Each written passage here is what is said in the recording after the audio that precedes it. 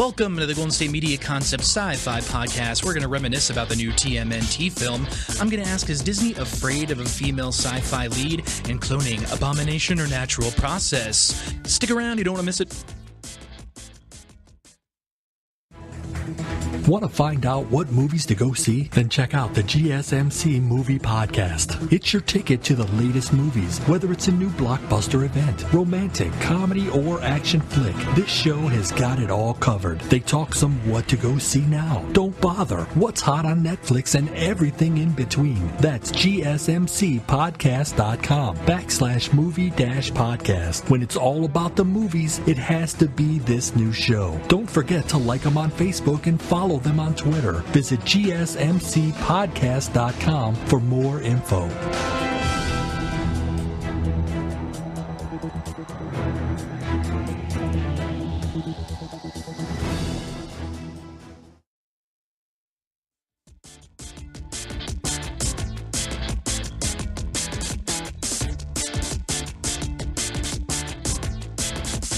Hey everyone, and welcome to the show. It's the Golden State Media Concept Sci-Fi Podcast. I'm your host, Drew.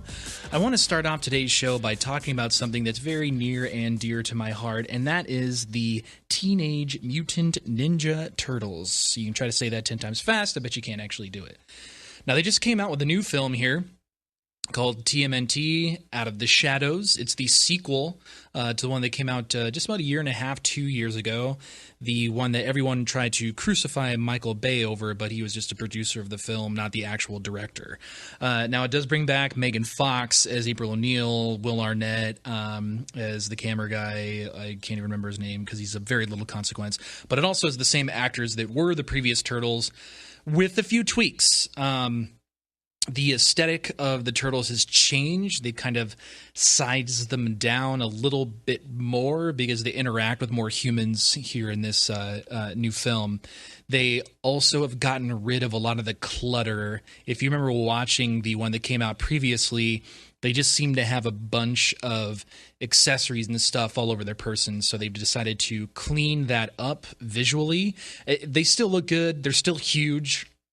They still have that human quasi-turtle face, which, not one of the bigger issues. I mean, I have to understand that they are turtles that are standing up on 2 feet, and they have muscular structure a lot like ours. I mean, there's a certain amount of latitude you have to give them as far as the look. They can't all look like the rubber suits from the 1980s and 90s. So they toned down the look, and by toned down, I just mean condensed and got a little less cluttered.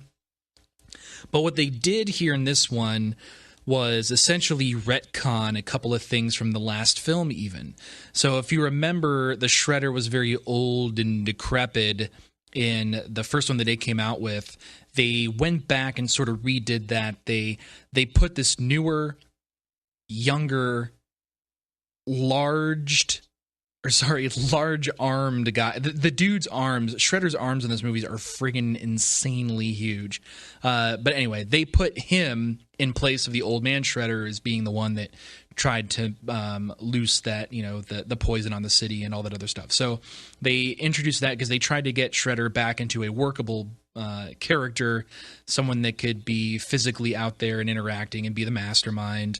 Unfortunately, we didn't really get to see Shredder fight in this film. That's really my main quibble about the movie, is that there wasn't a lot of hand-to-hand fighting. Of course, there was big stunts and everything, and that's sort of been the signature of the new ones, but I'm a big martial arts film type of guy, and I want to be able to see, my turtles kick some butt. So they did that, and then they just went absolutely ape stuff on bringing in characters that were really going to bring you back to your childhood or my childhood of the old cartoon show.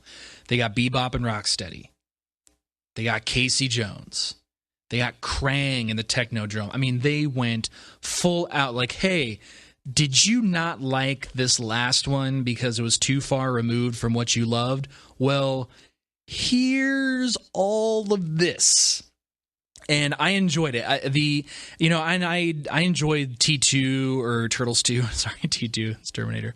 In the second Turtles movie, the Vanilla Ice one, they brought in Tolka and Razor, which is sort of the supposed to be the stand-ins for something like Bebop and Rocksteady, because you really couldn't make that aesthetic look. Now, with what CG has been able to do, the transformation's really cool.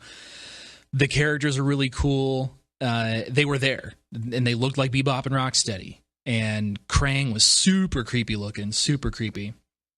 Inside of the giant, the dude, like Teddy Ruxpin looking guy with the shade, like the guy thing that he's in is really creepy looking. But one thing you got to keep in mind when you're watching the movie, it's still angled towards kids. It's still a Nickelodeon film, so there is a degree of tackiness to it that just has to be there simply because it has to appeal to kids. But it appealed to the kid in me, and that was the most important part about watching the movie, is that it appealed to that kid that I was, that seeing those characters up on screen, and by the way, never having been done before. Krang had never been done on film before. Bebop and Rocksteady had never been done on film before. It was just something that existed in the cartoons, and then something they brought into this film, and that was super exciting. It wasn't just about making the Shredder young and Shredder looking again, which he's pretty cool looking in this movie. The stuff that they did with the mask was really cool. But to bring in those characters from my childhood, and then the Turtles, which I still thought their personalities were there in spades from the last movie. That was the one saving grace about it, that I always come to my friends, no matter what they hated about it. It was like, I love the Turtles, and they were there. I don't mind, toe-thumbed Megan Fox. It's whatever. All I cared about was seeing Leonardo, Donatello, Raphael, and Michelangelo, those characters that I was raised with, there, and they were there. And that continues. Now, one cool thing that they bring into the new film is the concept of them interacting with the outside world. Because, we have to believe, to some extent, that they always seem older than teenagers, don't they? They seem a little mature, or a little intelligent, or a little rough around the edges, or, really Michelangelo's the only one that acts like a dyed-in-the-wool teenager. But we have to believe that they're going through this period where they want to be a part of the outside world because they're protecting the city now, and they're getting no credit.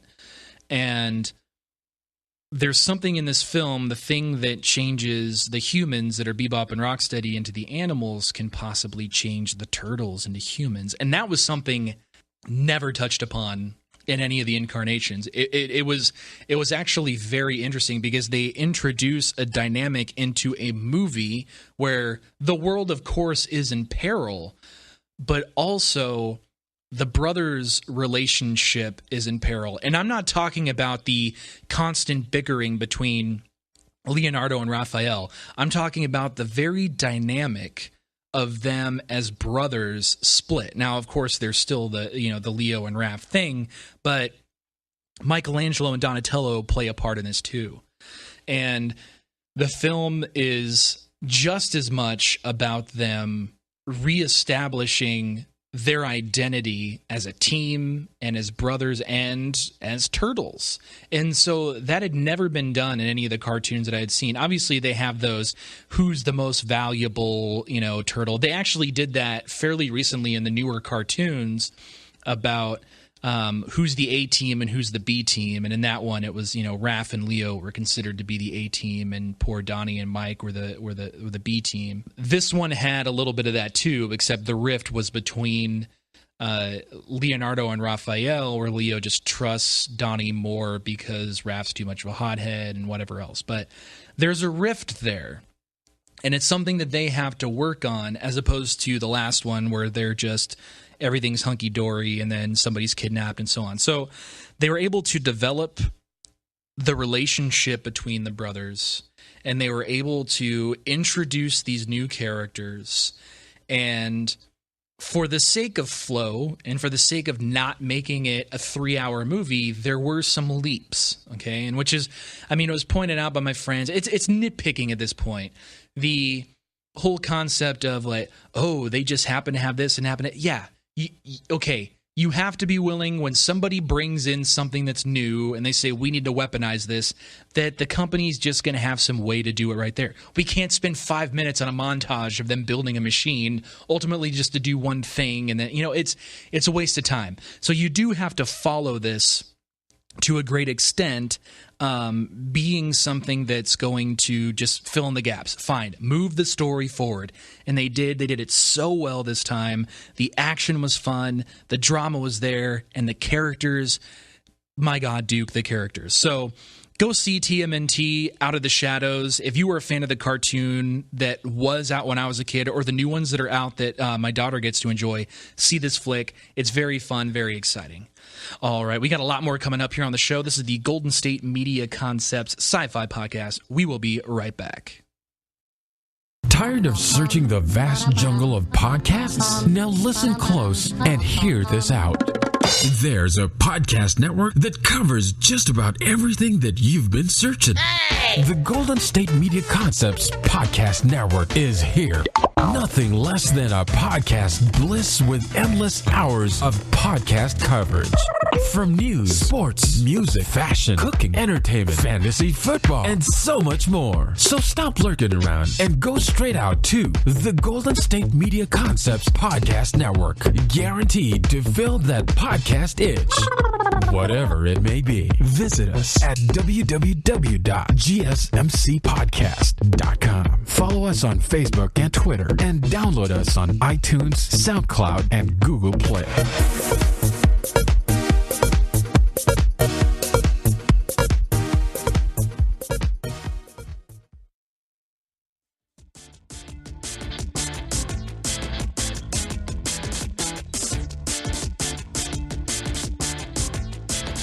All right, we are back. Thanks for joining us on the Golden State Media Concepts Sci-Fi Podcast.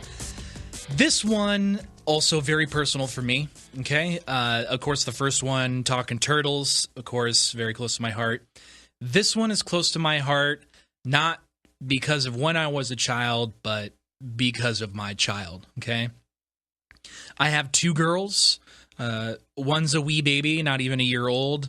My other girl, my oldest, she is turning 7 this year, okay? When she was very young, having a guy like me, her father, and the stuff that I was into, always trying to influence her. By the time that she was really talking and putting sentences together, she could tell you the secret identity of Peter Parker, and she could tell you who Bruce Wayne was, and she could tell you who Tony Stark was, and she likes superheroes. And she likes guy superheroes. And she came to like girl superheroes. And the older she got, the more her styles were melding. She would wear a Captain America t-shirt and a pink tutu. She was into the Disney princesses as well as, wearing a tiara and Hulk gloves. She straddled that line because there was no line to her. Then the more she started interacting with other girls and the type of background that they come from, things started to get defined as what is for girls and what is for boys. And I get it's not fair to say just girls. When she's starting out with other boys too, obviously those lines there's separations that are put in there. And all of a sudden, the things that she liked were considered boy things. And the other stuff that she liked were considered girl things. And that distressed me. So I let her have her Disney princesses, and she still enjoys superheroes. I'm glad she does. So a couple of years ago, Disney bought Lucasfilm. Disney then now owned Indiana Jones, a couple of other small properties, but largely it came to be they owned Star Wars, one of the biggest franchises, if not the biggest film franchise in the history of film. I don't even think that can be argued monetarily or just impact socially. So they immediately got J.J. Abrams, who had just relaunched Star Trek, to come in and make this Star Wars film. And everyone was excited.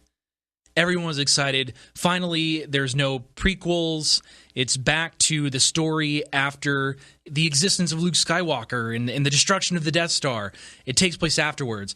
Compounded the excitement with the return of Harrison Ford and Carrie Fisher and Mark Hamill.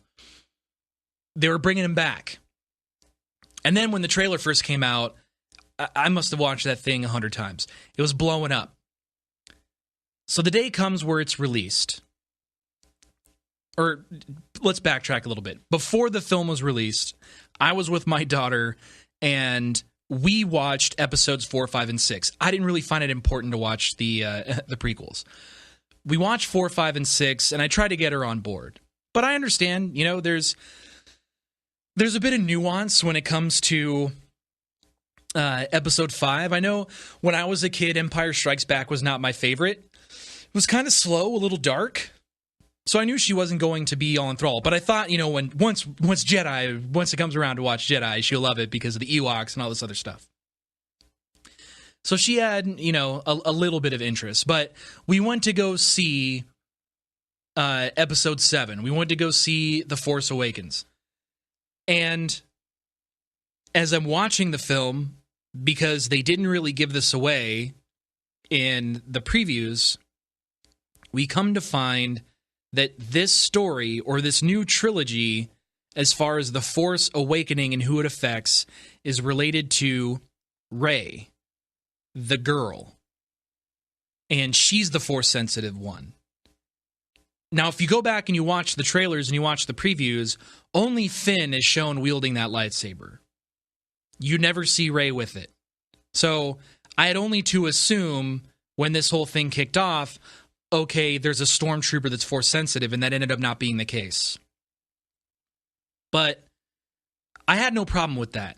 This is not like recasting parts that already existed and replacing them of a person with a different gender or ethnicity or anything else.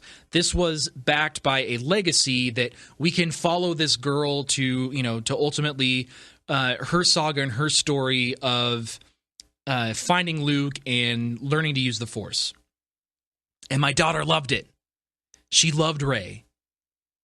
This was a lead who was compassionate, who was strong, who was intelligent, who was tough, who had the Force, but that wasn't the coolest thing. The coolest thing is she's the new captain of the Millennium Falcon. That's the coolest thing about her.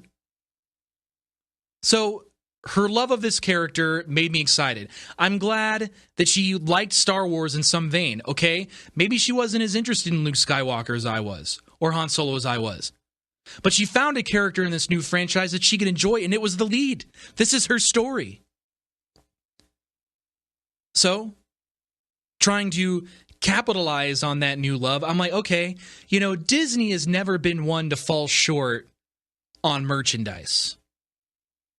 Certainly, this is Star Wars, one of the most brand recognizable things out there. There's Star Wars on anything you can possibly find. This character is going to blow up. This character is going to be huge. No. The amount of product available for Rey, the character, is dismally lacking. There's no doll. Any action figure you try to find of this character comes coupled with either BB-8 or Finn. You have to buy them as a twofer. You're not finding these in the girls' toy section. You're barely finding anything in the boys' toy section. This is the lead. This is the lead of this new series. This is her story. I can find tons of crap of Boba Fett. I can find tons of Finn stuff, tons of Poe Dameron, which I have found out in the special features wasn't even supposed to live through the first movie. That's all available. Kylo Ren, yeah, go nuts. You can find it. You can find a plush toy, makes them look cute. But Rey, the lead, this awesome example of independence and intelligence and strength. Wasn't princess-like, came from nothing, lived in the desert. Nope. Hardly nothing. There's maybe 3 T-shirts designed that are awful. The toys are lacking. No other product to support this character. And there's a market for it here. And what's the reasoning? What is the reasoning for this? Because I got to tell you something. Not only is this new series about this girl, but the very next Star Wars film that comes out, Rogue One, also a female lead. Disney buys this. They kick off this new saga with 2 films, 2 female leads. And where's the love? Where's the love for her? Why can't I find anything to get for my girl? There's a market for it. It exists. Are they afraid that we're going to lose interest in this? That they're going to be more popular than the Disney princesses? Well, I say good. I'm happy with that. We're finally getting an audience that can say definitively, this is not a supporting character. This girl is the lead. The boys' club window is broken. And Disney will not commit to giving that product to show that support. Where's it at, Disney? Give us more, please. For my girl's sake. You're listening to the Golden State Media Concepts Sci-Fi Podcast. We will be right back. Check out the show that's built on the MMA. From the UFC to extreme cage fighting, they got the fights covered. Check out the GSMC MMA podcast. Get the latest news on past or upcoming fights. Join us as we talk to and about some of the biggest names in the MMA, past, present, and future. When it's the fight game, there's just one show to check out. GSMCpodcast.com/MMA-podcast. Don't forget to like them on Facebook and follow them on Twitter. Visit GSMCpodcast.com for more info.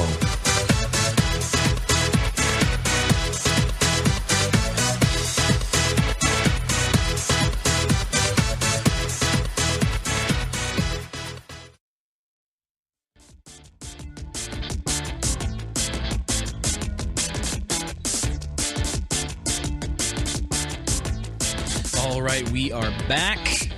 And to cool off there a little bit.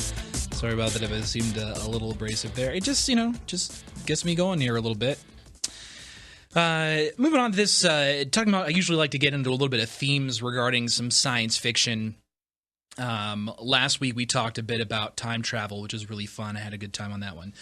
This week I want to focus on something that, again, in the science fiction world, there's supposed to be some kind of moral thing to be taught or ethical thing to be taught that is in the vein of that it's wrapped in this science-y type goodness. But it's really about humanity as it is right now, not about technology that doesn't exist or does exist but isn't advanced or taking place in a different time period. And on this week's show, I want to talk about cloning and how science fiction tells those types of stories, mostly regarding the question of what does it mean to play God? And is life that is created of, quote, unnatural, end quote, means, is there something like the soul? It's an existential question that's brought up. Now, this isn't just concerning cloning. There's also the issue of like Blade Runner and the replicants. The Tyrell Corporation, more human than human. It exists to ask the question, what does it mean to be human? Not existence in and of itself. You can't deny the existence, but is it human? And there are a couple of incarnations of this. One that I'm really enjoying right now that my wife got me on, she doesn't watch all bad shows. Sometimes she'll find a good one. Is Orphan Black. And Orphan Black's been on for, I think, 4, going on 5 seasons now. Really cool show. It starts off with a cool start. Of the whole point of the cloning was to bring about some type of social experiment. It ends up getting corrupted and co-opted by some government arm trying to make weapons, yada, yada, yada. But one of the cool parts about it is they use just one type of genetic material to make these clones. So there's a bunch of these guys and gals that are just, they all look alike. So one actor will play all of the guy clones, and one actress will play all of the female clones, including one that is trans, of course. But they just, have different accents and have different life choices and everything. So she gets to really stretch her muscles as far as what she gets to do chop-wise and making the show. Very cool show. Now, there's some religious connotation, obviously, but this one they actually physically put that in there of the abomination that is cloning, wielding the power of God. And, of course, there's a clone that is trained to kill the other clones, sort of the one Jet Li situation. And another one that brings about another concept of this, and the moral guidelines is, and I'll get these two ideas together here, is the island. Now, I'm mostly just referring to the one that came out here a few years ago with Ewan McGregor and Scarlett Johansson, of the rich that are able to pay for themselves to be cloned. The clones all live in a community, and two of them break out, and then they end up finding out that the world wasn't destroyed like they were told to keep them in the same place, but they were grown or harvested for the sake of getting clean or uncorrupted replacements for those rich people. They existed only to be backup parts. And the question that it raised is, if the clone of you got in your face and their whole purpose in existence was to just give you parts of them, would you finally see them as human? Would you finally view them as having value? And this is not a science-based question. This has to do with the idea of humanizing, or the idea of a soul. And they're considered abominations in Orphan Black because they were not made in God's way. Now, I don't want to get on a religious whole thing of this. I'm not trying to bring any part of religion into this whole thing, but it has to come back to that. Even if you're not going to use the Bible example of what God is or anything else, it has to come down to something deeper than just the flesh and blood. It has to come down to being something deeper than the blood type or the genome. It has to go further and beyond the bare science of what it is. It is the fact that it can walk and talk, that it can make decisions, that it can create and destroy. One of the laws of thermodynamics, and I think it may be the first, is that matter is neither created nor destroyed. It is merely changed.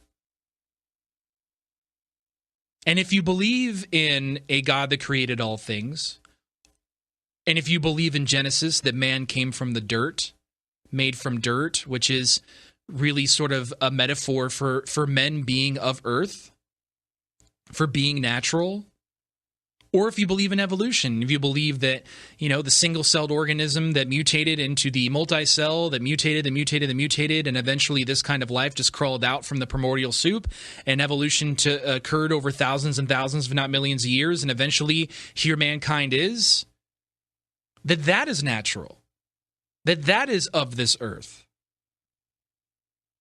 And since we cannot create nor destroy matter, is the life that we create not natural? For we are merely transforming other matter that is of earth to create something, to change that matter into something living. And is that enough? Is that definition, the matter that is mutated to create a heartbeat, to create brain activity, to grow into, the walking biped, the talking biped, the thing that can dress, the thing that can blend in, that can look just like you, can act just like you. No, it's not you. We have to say it's not you because of the sum of your memory and the sum of your experience. Even if you don't believe in the soul, like really what makes you you is not just what you look like, it's what you've been through. And you can wear that on your body. I'm wearing stretch marks on mine right now. I'm wearing that experience. But the clone of you that can look just like you, that can sound just like you. In the case of Orphan Black, they see that if you're raised in a different way, you can sound different, and you can look different to a certain degree. But you're not the same person, if they are a person. And this is what the cloning, or even the case, I just watched Gattaca again recently, where they talk about genetic engineering, and that was not frowned upon. That was a future where you had to be genetically engineered in order to get anywhere. That was a very interesting take. That a natural birth, that a regular person, essentially the world that science had created had passed by the regular person, and they were just a liability. They were practically handicapped at this point. Those questions.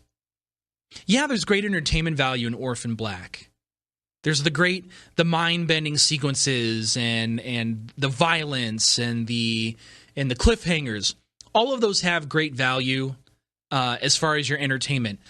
But it should get the conversation going. Is it, well, what would I do in this situation? That's really all these films are. What would you do? And it always makes for an interesting conversation. And whether you choose to express your opinion or not, I know you got one. And you can let us know about them. Okay? You can check us out on gsmcpodcast.com, as well as now downloadable on iTunes, where you can also get the other fine GSMC podcasts. You can follow us on Facebook and Twitter. I want to know about it. I want to hear about it, okay? Next week, we got another great show. I want to thank you very much for sticking around and listening to us. This has been the Golden State Media Concept Sci-Fi Podcast. I am out of here.